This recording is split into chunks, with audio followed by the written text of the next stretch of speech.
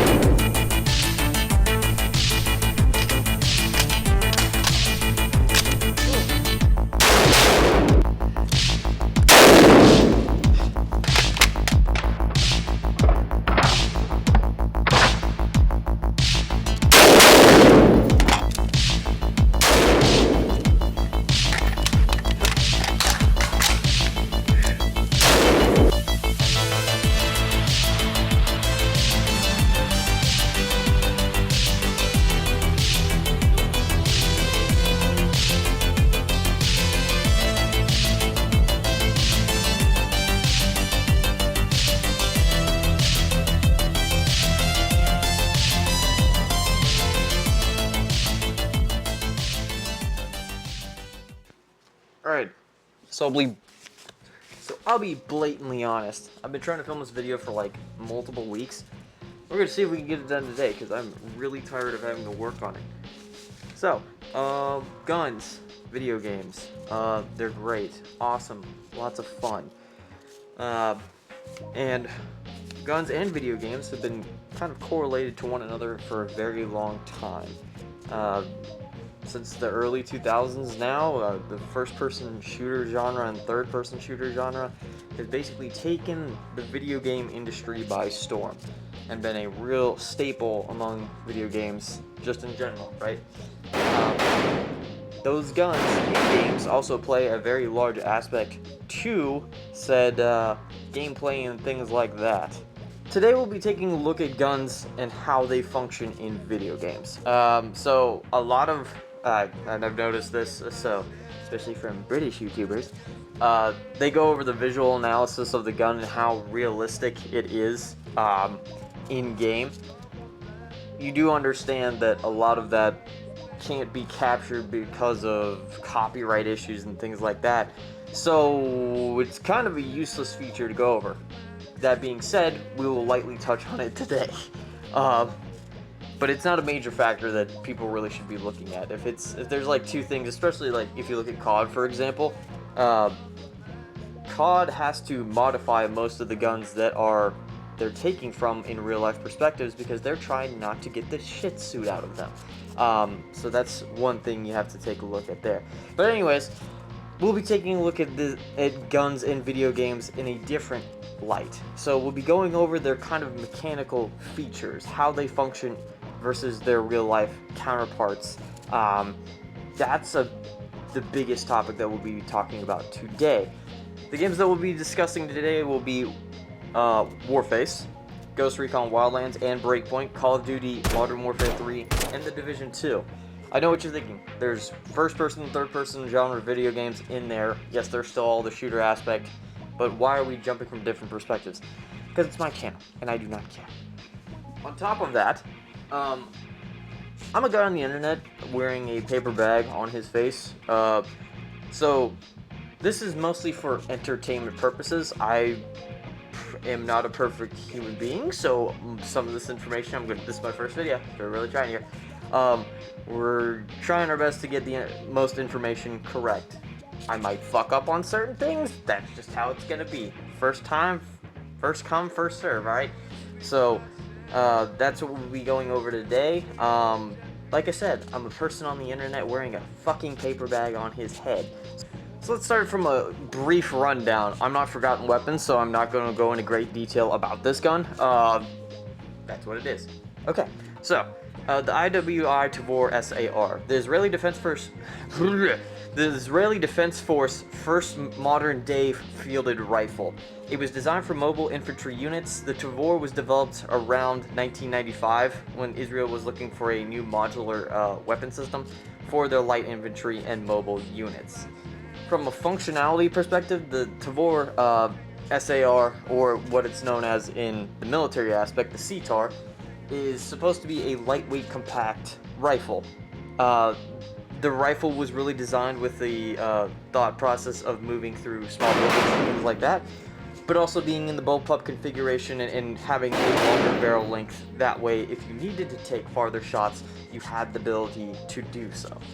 Like I was stating before, we're going over kind of more about the functionality of the rifle. We're not really here to discuss... Well, we'll briefly go over it, but we're not here to really harp on the visual aspect of the rifle. Because again, most of these developers, they are trying to put these guns in games and also trying not to get the shit suit out of them. So you can have that real aspect of the gun in games, so you can play with your favorite firearm and have fun. With that being said, the only thing, or the real thing that we are discussing today, and that I think it needs to be discussed because, again, it adds up to that level of immersion, is going to be functionality of the weapon system. A lot of modern games, even though they, harp on the fact of tactical realism and things like that, when you get behind the guns and everything, they have no idea what they're doing. Like, straight up, I'm just being honest. Like, half of the AR platforms in video games from major developers don't even have a fucking last round bolt hold open. And that's absolutely bonkers, especially from an American market, when that's like a typical feature on most of our rifles in the States. And especially with a market like America, if you're going to create video games or first-person shooters or third-person shooters for that market, you have to be kind of up to date on your weapon knowledge as well, especially in 2025. Realistically, I wanted this to be kind of a reference point on how the guns function. So the first game that we're going to be discussing is going to be Warface. So Warface is one of those free-to-play tactical shooters. I think it came out around like it was an earlier game, to say the least. It came around. First time I started playing was like 2013, 2014, and back then it looked pretty rough. And then they got a major overhaul of graphics and things like that because they put it on newer systems. So in the game, the Tavor is actually called the Tar 21, so it's more of that military styled variant of the gun. In-game, you only have a few options, from a kind of rundown on optics, suppressors, muzzle devices, then also forward grips and things like that. The weapon model overall, it's a little different. So the handguard actually has a more squared off railed model. The barrel length is correct, I believe it is, and here's where we get into the interesting part because I'm not good with barrel lengths and things like that, but I think it's the 18-inch variant. Also, on top of that, we have some sort of knockoff EO Tech. It's not the 512 series, but it's kind of like a shorter variant of that. So we have that. Also, it has the ability to run like a Russian-esque suppressor, which is kind of weird.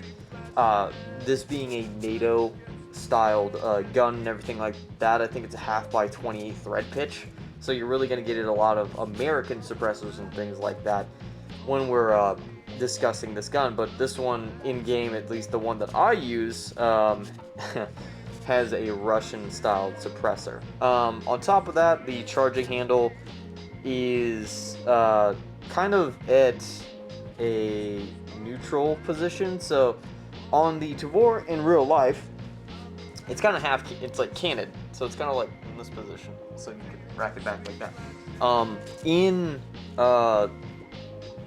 Warface, it's actually at kind of like a 9 o'clock position. So on top of that, the charging handle actually is a reciprocating charging handle.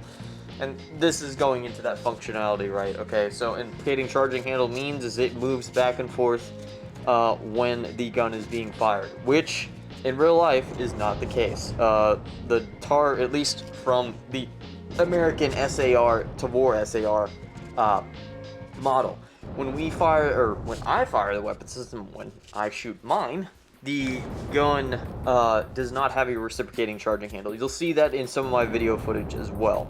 On top of that, the weapon system also, at least in Warface's aesthetic appearance, is more towards the actual TAR-21 system that the Israelis use.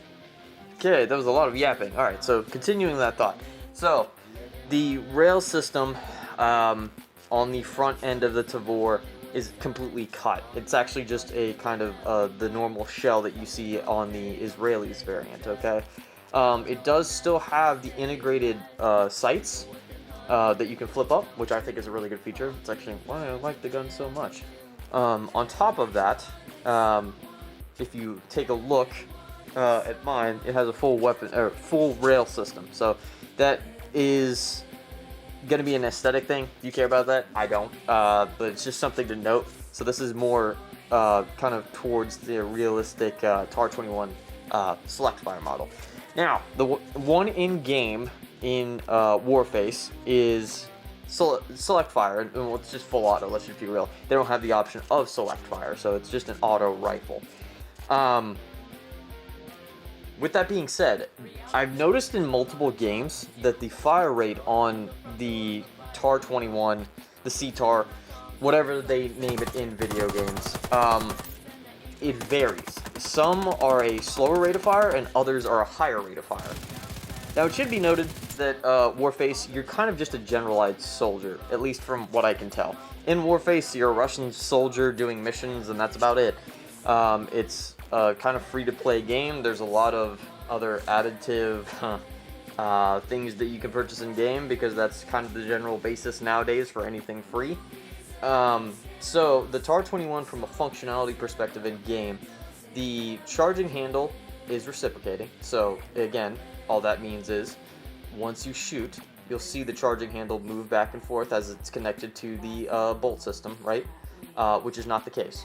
On top of that, when the character goes to charge the weapon system after last round is expended, so he takes the magazine out, puts the magazine back in, and then charges the weapon system.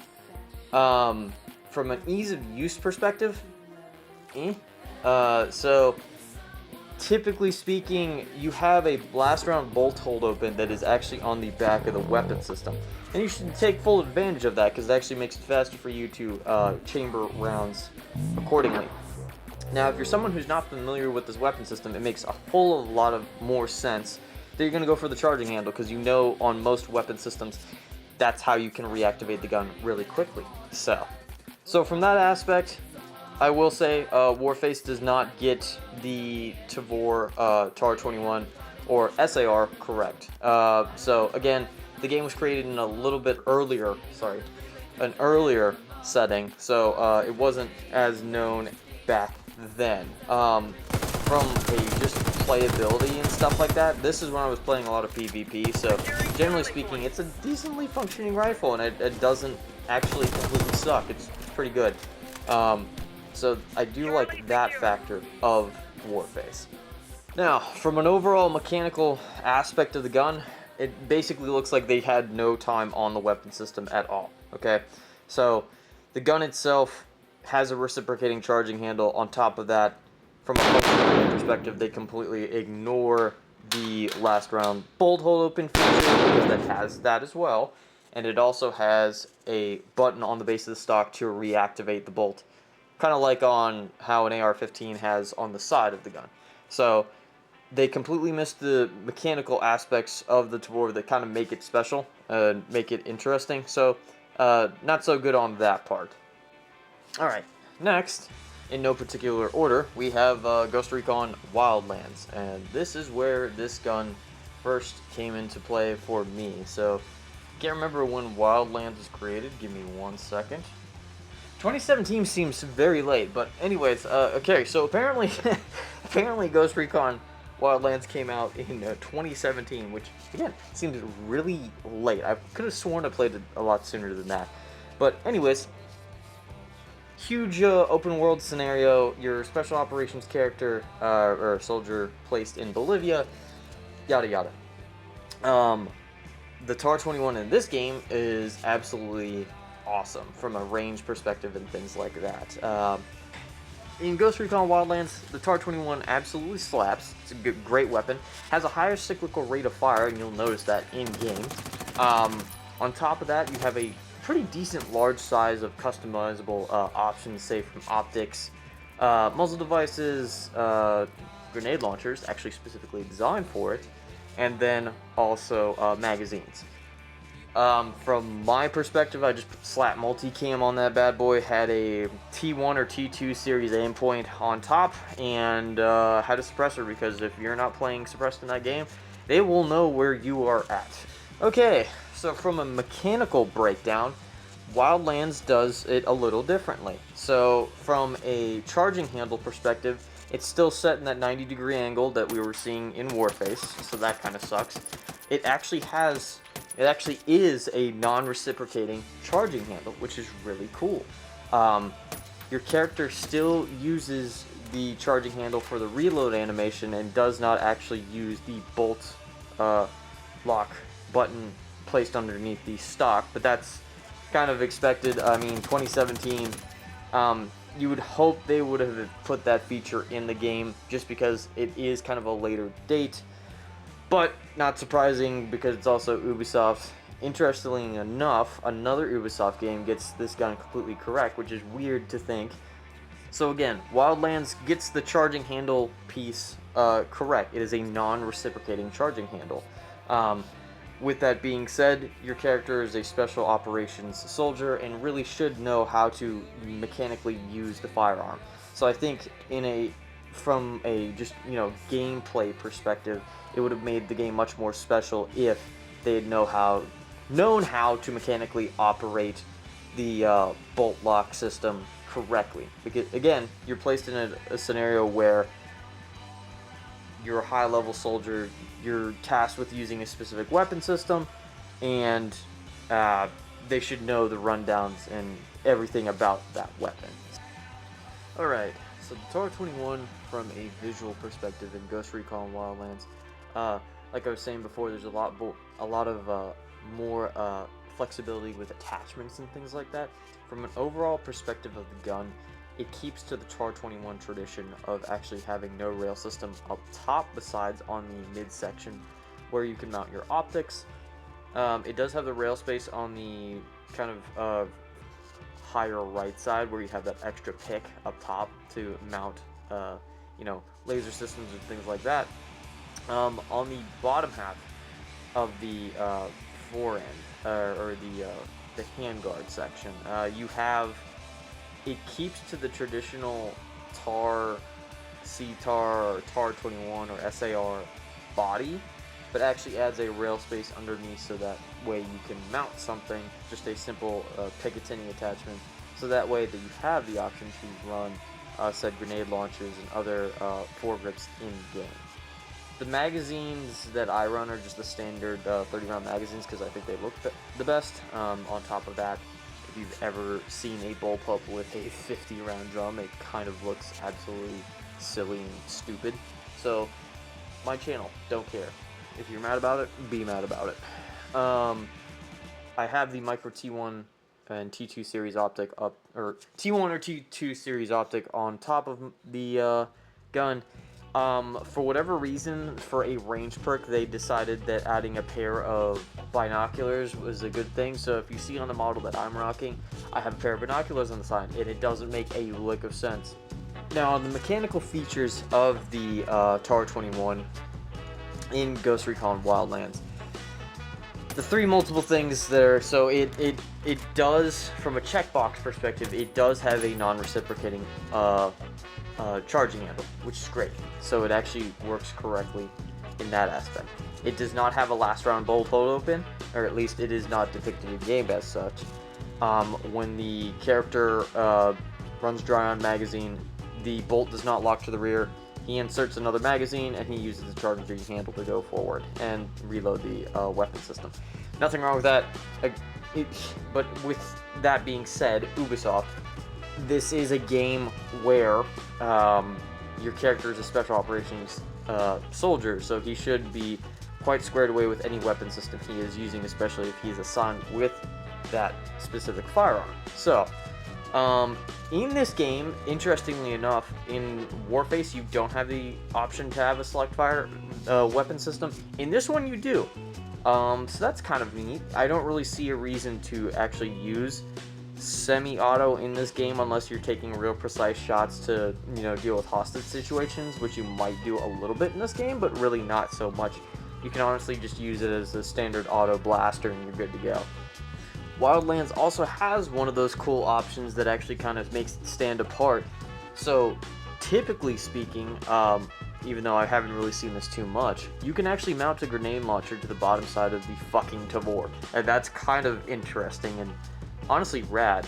The one that they originally had in game was the 203, and you can actually see some long-barreled variants of the 203, I think I'm saying that correctly, on the Tar 21 system. But they actually added in later on the IWI's GL40 for the X95 platform, and it does actually work on specific Ctar models as well. So I thought that was really interesting. This grenade launcher can actually be turned into either its own little single device, or it can be mounted to actual weapon platforms. So that was cool. From a unique perspective of having a aftermarket tool specifically designed for an infantry role on this rifle, since it was designed for mechanized and lower infantry, it was really awesome. It's a unique grenade launcher to have on it and really makes it kind of special. Next we have my favorite game, and surprisingly, with me having the most hours in this game, I'm still going to probably be the harshest I can be on this specific game. So ghostreconbreakpoint is the Wildlands 2, okay? So it's the game, or it follows Nomad and his adventures after Recon Wildlands. This is an interesting topic because when Ghost Recon Breakpoint came out, it was not perceived well by a lot of people. On top of that, they added the loot ranking system into games, as where this is much more kind of a military milsim, at least from what it was, a milsim on console at the time. So it was not liked by many. I actually still enjoyed it a little bit. I will say at the beginning of its life cycle, it was very rough. So there's that. Story kind of sucks. I'm actually there just for the open world and the plethora of weapons that it does provide, and that's what I have to say. A lot of people don't like Ghost Recon Breakpoint, but it has even more guns than it does in Ghost Recon Wildlands. So you have to give them credit on that part. And they actually have a few more unique guns than a lot of other games. So, alright. So the Ctar in this system, or the Tar 21, still keeps to the standard model that you saw in Wildlands. Now, from the mechanical features aspect, the Ctar, or the Tar 21, or SAR, actually kind of goes backwards on what they were doing. So that's the kind of shitty part about this game. So from a mechanical setting, you still have either a full auto, or you have a semi-automatic gunfire. You can choose either type of fire system. On top of that, you still have the GL40 grenade launcher, specifically designed by IWI for this weapon system. What they did take away from this is you still have it in game, but it's only usable on certain systems. In Breakpoint, I can only use the G33 magnifier and the EXPS 3 dash something, I can't remember the actual one, for my red dot system and my magnifier. I was kind of butthurt about that when that first came out. They didn't switch that. The T2 series is in the game with the magnifier, but it's only usable on specific rifles. That is super stupid. I don't know why you did that, Ubisoft. Very L take. the Tavor SAR Ctar in Ghost Recon Breakpoint takes a step back. The charging handle is now a reciprocating charging handle, when in real life, it is a non-reciprocating charging handle. On top of that, it does not have a last round bolt hold open mechanism. For whatever reason, even though all these rifles that are depicted in games, and even some other weapon systems like shotguns, that have a last round bolt hold open, it is not featured in here. On top of that, the bolt button at the base of the stock, the character does not use that as to recharge the weapon system. He uses the actual charging handle. So from a mechanical operations perspective of Nomad being, you know, a special operations soldier, we kind of have to harp on it a little more because they should mechanically know how to function the rifle at its like best. So kind of disappointed in that, although I do have the most amount of hours in this game because there's so many different weapon systems. So I will say that I do have a good respect for Ghost Recon Breakpoint, just because me and my friends have played it a lot. I thoroughly enjoy the open world, even though it had a rough start, and they did make some free DLCs later on that kind of at least somewhat made up for what they did. Okay, so firstly, starting off, the Ctar in the Division 2 has a non-reciprocating charging handle. It does not move back and forth. You can see that, and honestly, it's the easiest to get game footage of because it's a third-person shooter, and you can switch shoulders for each side, so you can actually see the gun completely functioning the way you want to.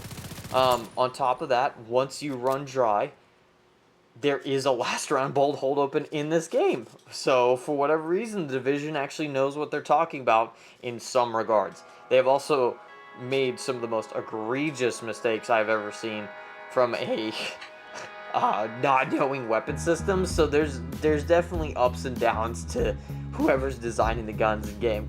From a customizability perspective, I will say there's a little less than, say, Wildlands and Breakpoint. It's not super bad because, again, from an aesthetic standpoint, you can still use the micro T1 or T2 series aim point. You do have some muzzle devices and suppressors, and you do have some different type of actual laser systems, even though you cannot run any actual IR capability or night vision capability in this game. Now, I know I'm not trying to be negative Nancy over here, but they did miss one feature on the gun. And I have actually forgotten to mention this throughout the video, but it hasn't come up till now because all the other ones have been incorrect, so we can't get to junction A to B unless something is working. So, once the Tavor Ctar or the SAR runs dry, it is a non-reciprocating charging handle. But when the bolt locks to the rear, that charging handle actually becomes loose on the weapon system. That's just the design of it. That's how it works. So once you recharge the weapon system, it goes forward and reattaches, I guess, to the bolt system, or the rod connecting it to the other pieces. So that is one thing that I did notice about this game that I do have to harp on, just because we're trying to mechanically represent the gun to the fullest extent and see what it does and who has it the utmost correct way. Alright, from a loading perspective on the Tavor Ctar in-game, so once the Division Agent character runs dry on magazine, the bolt locks to the rear. The button at the base of the stock, he will load a magazine, then activate the button at the base, sending the bolt forward and recharging the weapon system. Finally, some game that actually uses the correct mechanics for this actual gun. If they had more of other weapon systems in the game where they actually did stuff like this, it would make it that much more special. But it was really refreshing to see that them using this system on top of that, being able to know how to mechanically function the gun correctly. But I do find it interesting that a division agent will actually know how to use the gun versus someone, say, like, Ghost Recon, where they're a special operations soldier. In a way, they both have advanced training, but you would expect it more from, say, someone from Ghost Recon Wildlands or Breakpoint, at least in my perspective. But the Division did a good job of actually putting the mechanical features in game, and that's what I really like about the Division. Probably why it's one of my other games that I have so much time on.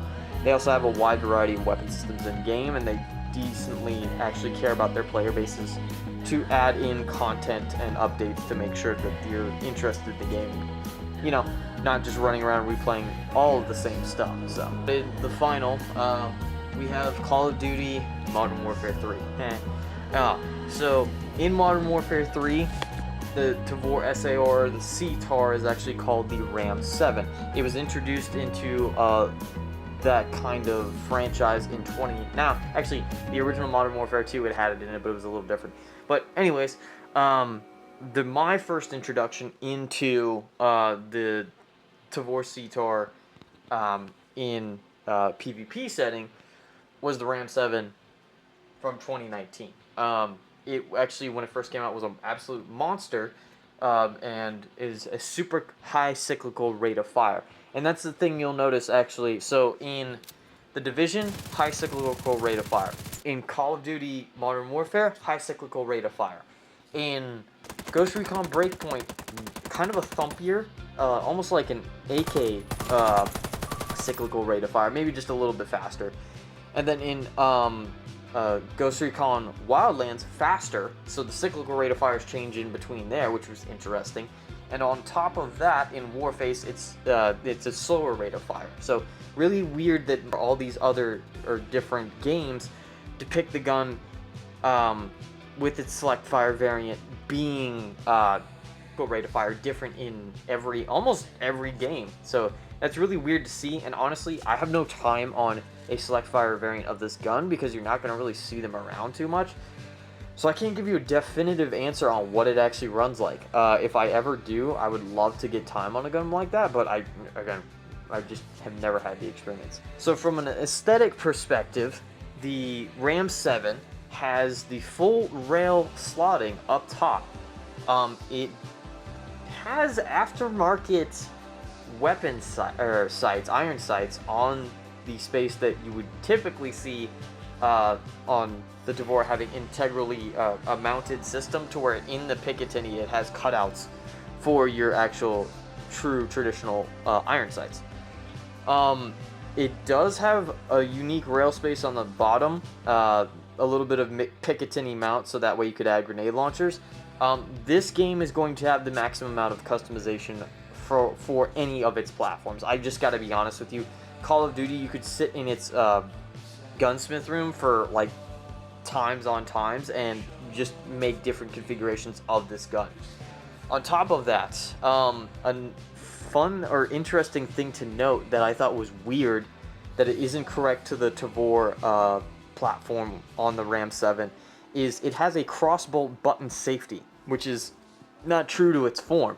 That's actually something you see on the AUG platform, which I thought was interesting to integrate because back in the day, the Tavor SAR did take some of its pieces or its styling from the Ctar platform.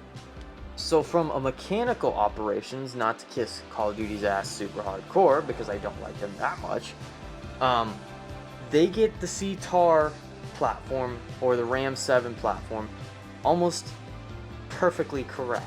So when you fire the weapon system, the charging handle is a non-reciprocating charging handle. On top of that, when the magazine runs dry, you take the magazine out, and then the character will take a magazine in and use the button on the base of the stock to rechamber a round, which is awesome. We have that feature in the game. On top of that, the main outlying or underlying feature that a lot of people don't understand about this platform is that once the magazine runs dry, like we talked about in Division, the charging handle will become loose because it is, for whatever reason, not attached to the bolt mechanism because it's seated to the rear. That is actually featured in this game, and I hate to say it because I hate giving COD props, but they did an absolutely phenomenal job of capturing the mechanical aspects of the gun completely. Now, from a reload animation, fast hands changes it. With fast hands activated, the character actually will somehow drop the magazine, and I actually don't know how he does this, because if we look at the side of the Tavor platform, it has no magazine release. So on the X95 platform, there is a magazine release located near the controls, but on the Ram 7 setup, there is no magazine release. So he's just doing this out of thin air. So sorry, COD, you got basically everything perfect, but that was the one harp I had to make.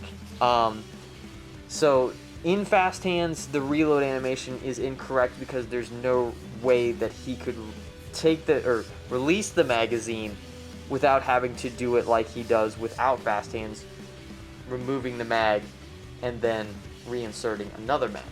So COD, you almost got me. It's almost perfect, but you're not that fucking clever, pal. So we fucking figured you out.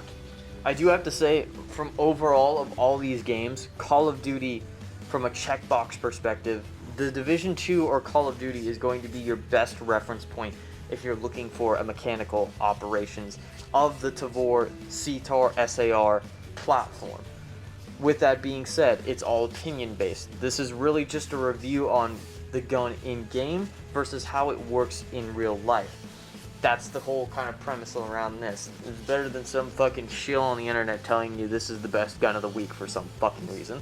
Or some kid saying that, hey, you should buy this $30 skin pack because I told you so, and it has a pretty visual effect that does nothing for you overall. So, with that being said, hope you guys like this. This is kind of my first rundown on any typical weapon platform that I'll be discussing in video game.